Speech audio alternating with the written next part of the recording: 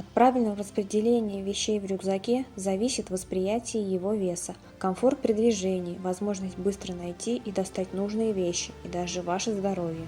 Существуют определенные правила укладки рюкзака. Обратите внимание, что вес рюкзака не должен превышать 25-30% вашего веса.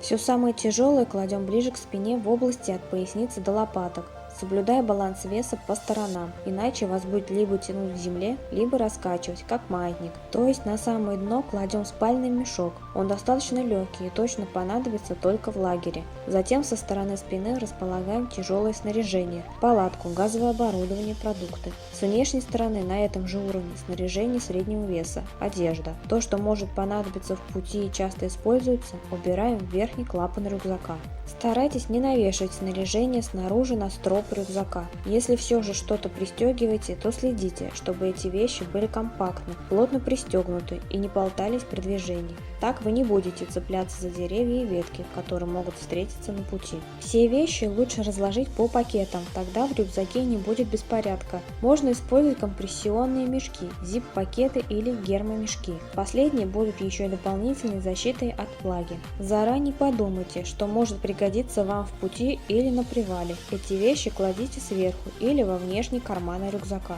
Особое внимание стоит обратить на упаковку еды. Во-первых, важно согласовать меню и список продуктов со всей группой, а также распределить продукты по участникам похода. Чтобы не приходилось каждый раз доставать все припасы, не стоит складывать их в один пакет. Лучше заранее распределить продукты по приемам пищи, а затем уже готовые комплекты продуктов на один прием распределять между участниками группы. Не забудьте о защите от дождя. Обязательно возьмите специальный дождевой чехол на рюкзак. Чехол подбирается под размер рюкзака. Еще один вариант – надеть плащ-накидку от дождя на себя и рюкзак. В таком случае вода точно не попадет внутрь. Если получилось так, что ни чехла, ни накидки у вас нет, можно вложить внутрь рюкзака большой пакет и все вещи упаковать в него. Конечно, сам рюкзак и содержимое карманов промокнет, но вещи внутри останутся сухими. Документы, деньги, карты и электронику лучше упаковывать в специальные гермочехлы. Они бывают самых разных размеров. Если палатка рассчитана на двоих или более человек, то договоритесь заранее, как распределить нагрузку. Кто несет тяжелую палатку, а кто прочее снаряжение